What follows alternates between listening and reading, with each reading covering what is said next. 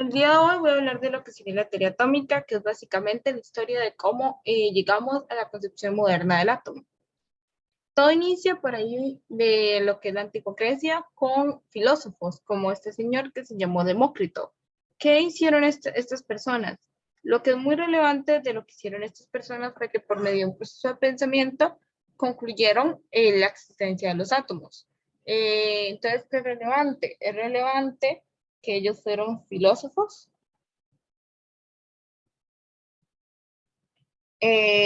Otra cosa que es relevante es que utilizaron un proceso de pensamiento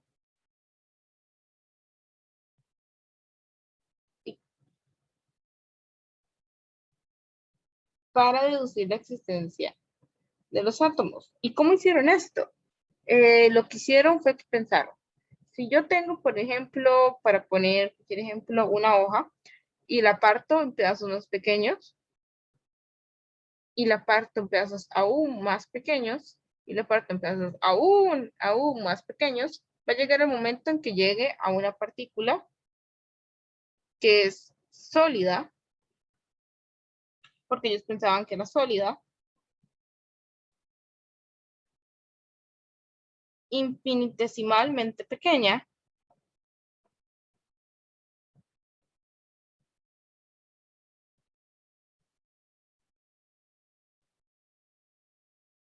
mente pequeña y indivisible.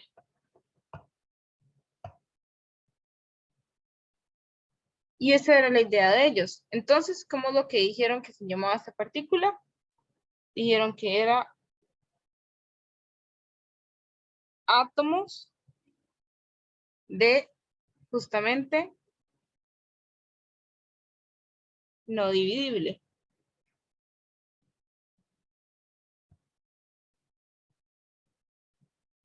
¿Y por qué es importante esto? Porque dio la primera idea de la existencia de este bloque fundamental de la naturaleza, que es el átomo. ¿Qué pasó con esta teoría? Esta teoría realmente no perduró. ¿Por qué? Porque una figura muy conocida, que se llamó Aristóteles, en conjunto con una escuela de pensamiento, pensaba que la materia sí podía dividirse infinitamente, de manera infinita.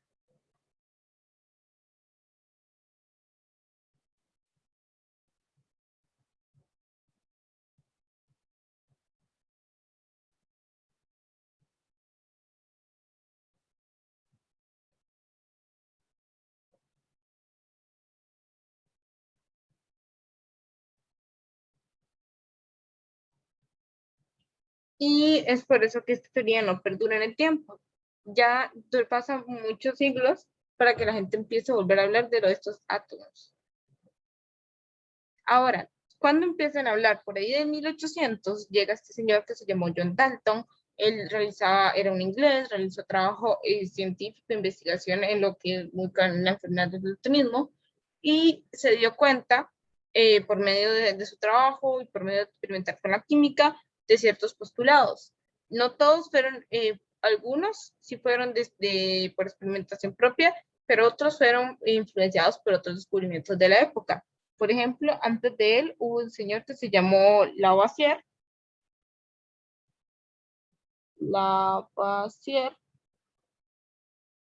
que dijo que la materia no se crea ni se destruye.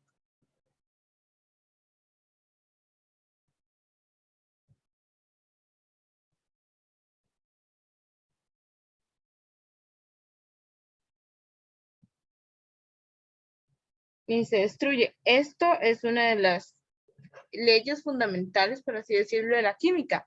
¿Cuáles son otras que se encuentran en la teoría de Dalton?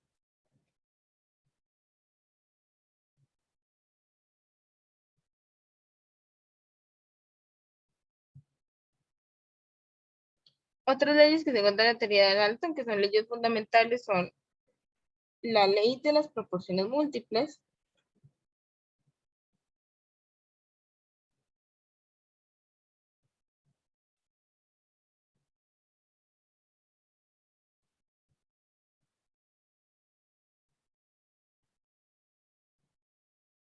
la que ya vimos, la ley de conservación de la masa,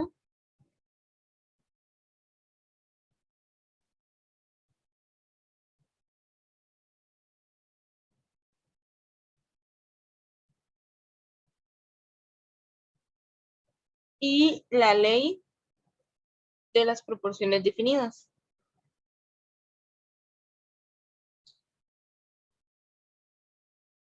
Algunas fueron descubiertas por Dalton y otras fueron con aportes de otros científicos.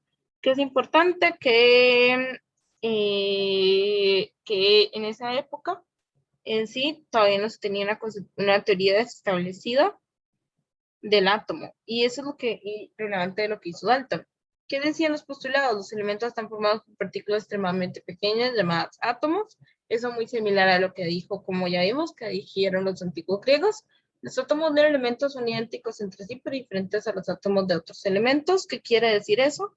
Que, por ejemplo, que si yo tengo átomos de oxígeno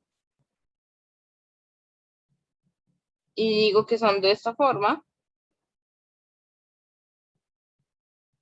los átomos de hidrógeno no pueden ser iguales, son diferentes.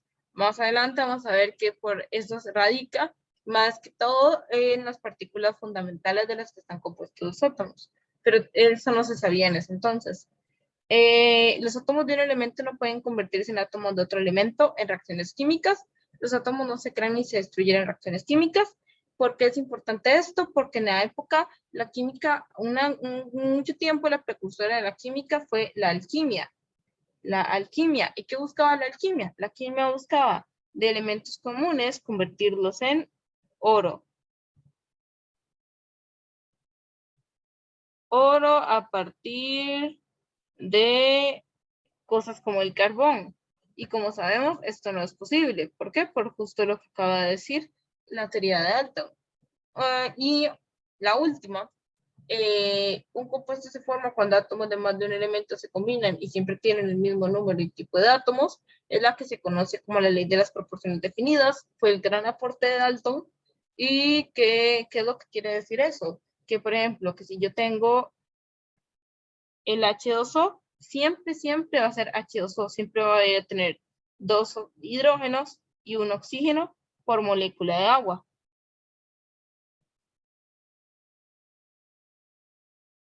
Y un oxígeno en una molécula de agua. Y eso está establecido. Si fuera de otra manera, no sería agua. Por ejemplo, puedo tener una molécula, esta se llama peróxido de hidrógeno, y esto ya no es agua, evidentemente. ¿Qué sigue después de esto? Sigue lo que se conoce como el modelo del pudín de pasas. ¿Qué pasa con el modelo del pudín de pasas? El modelo del pudín de pasas fue descubierto por J.J. Thomson y esto él lo logró descubrir gracias a un experimento que se llamó el experimento de los rayos catódicos.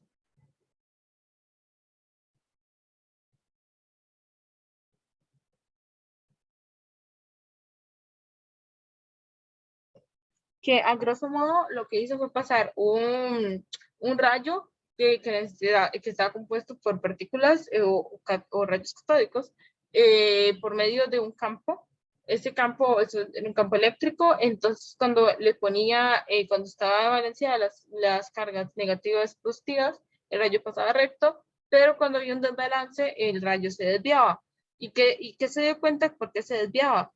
Se dio cuenta que debía haber entonces una partícula con carga de la que estaba compuesto los rayos catódicos. Y esa partícula con carga tenía una carga negativa y él la llamó el electrón. Y por ende, porque la materia neutra dedujo que existía carga positiva, que era que los átomos estaban compuestos por carga positiva también, y desarrolló su modelo. ¿Qué decía su modelo? Que tengo una esfera de carga positiva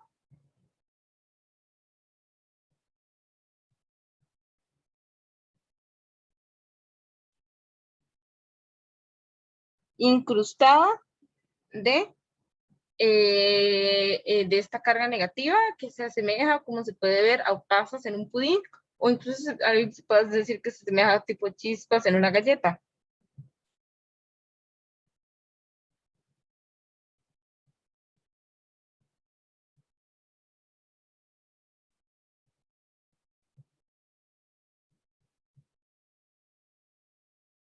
Y ese fue la primera, y ahí ya se dieron cuenta que los átomos estaban compuestos de partículas aún más fundamentales. ¿Qué siguió de esto? Siguió el modelo de Rutherford. Curiosamente, Rutherford fue estudiante de Thomson. ¿Y Rutherford qué dijo Rutherford? Rutherford hizo un experimento que se llama el experimento de la lámina de oro, en el que pasó una partículas alfa, se representa de esta manera, partículas alfa por medio de una lámina de oro, y se dio cuenta que algunas rebotaban y otras pasaban recto. La mayoría pasaba recto, pero otras rebotaban. ¿Por qué era esto?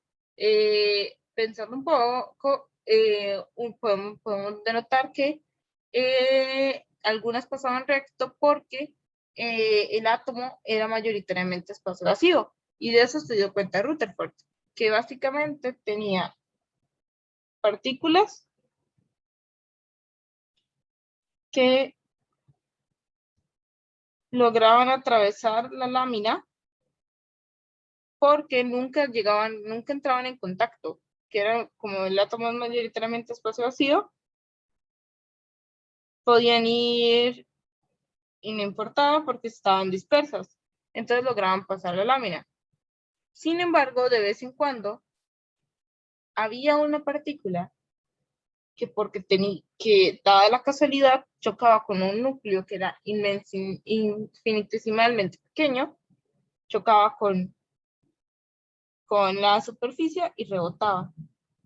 Y eso, grosso modo, es lo que consistió el experimento de la lámina de oro. ¿Qué le permite este experimento? Él se dio cuenta de la existencia de un núcleo cargado positivamente.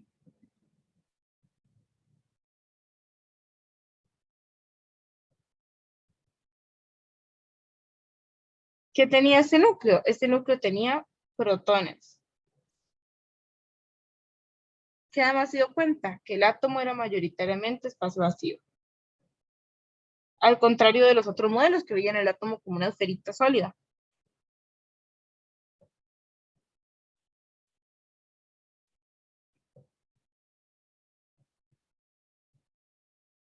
Mayoritariamente espacio vacío.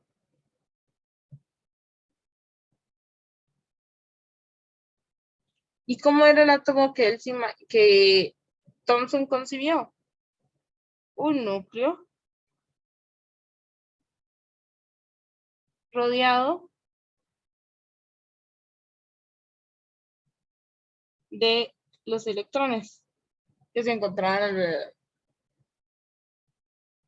Ahora llegamos a lo que es el modelo planetario o el modelo de Niels Bohr. Niels Bohr fue un físico danés que tomó el modelo de Rutherford, igual los protones, la carga positiva en el centro, los electrones alrededor, y se dio cuenta que utilizando los resultados de otro experimento, de otros experimentos y de otra teoría que fue grandemente influenciada por lo que fue el modelo por el efecto fotoeléctrico.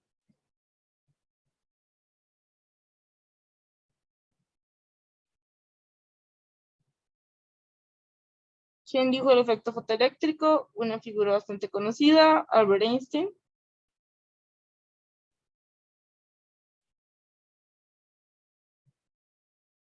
¿Cuál es una de las consecuencias del efecto fotoeléctrico? Además de que la luz se comportaba como una onda y como una partícula. Onda y partícula. Fue que los metales absorbían ciertas frecuencias de luz y luego liberaban electrones. ¿Qué pensó Niels Bohr con esto? Niels Bohr entonces dijo, los electrones se mueven en niveles de energía establecidos.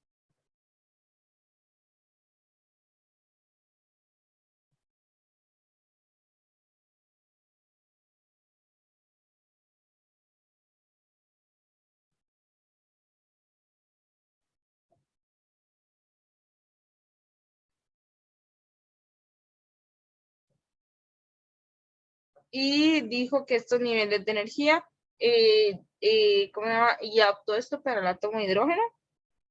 Y digamos, estos niveles de energía vienen en números enteros.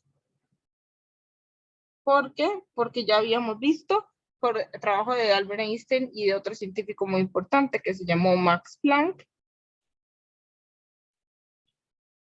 Se sabía que la luz y que la energía estaba en paquetes. Entonces, por eso tenían que ser números enteros. Y eso fue el aporte. ¿Qué fue lo que pasó? El modelo de Niels Bohr falló con otros átomos. No se pudo aplicar a átomos fuera del hidrógeno. Entonces, algo evidentemente faltaba.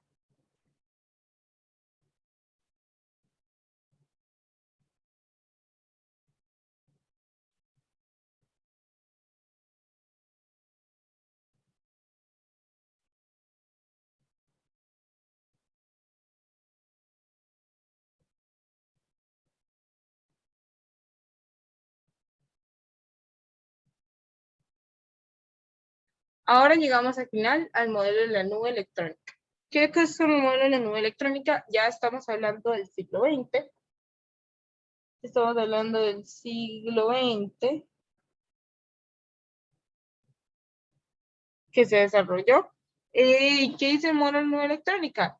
Que tenemos un núcleo y que los electrones se encuentran en una órbita, en una región orbital, en orbitales de región probabilística alrededor del núcleo.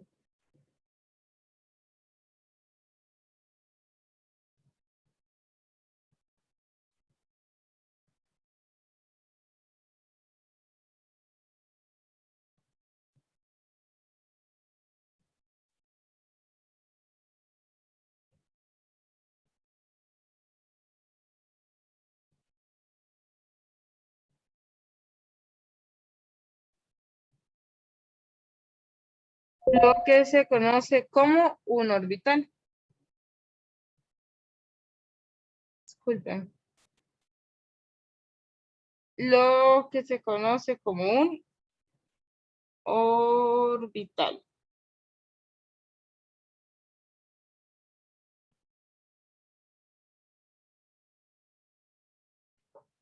¿Qué fueron esos señores que aportaron la teoría?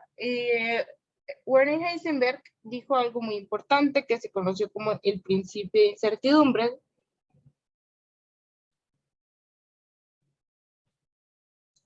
que dice que es imposible conocer la posición,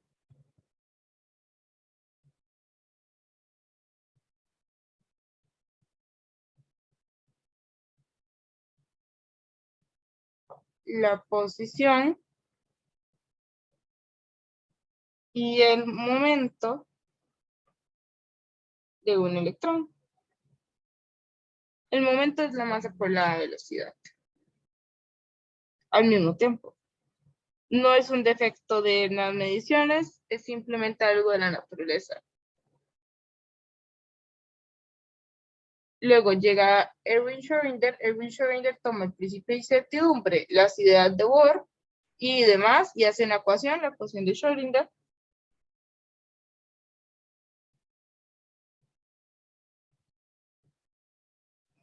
donde él llega a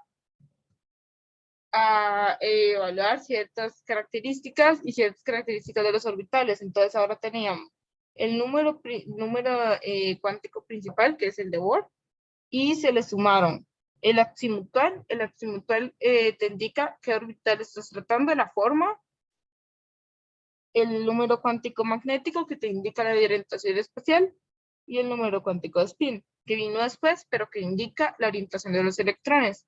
Y ese fue lo que permitió y que es muy importante a la hora de realizar configuraciones electrónicas. Si llegan a más adelante a ver eso, y entender ciertas características de lo que es este modelo de nube. Y Louis de Broglie dijo básicamente que la dualidad que ya habíamos hablado de que la luz era una onda y una partícula, onda-partícula se aplica a toda la materia. ¿Y cómo que toda la materia? O sea, todo es una onda y una partícula, pero nada más que cosas muy grandes y de eso no aplica tanto, pero un modelo subatómico sí es relevante.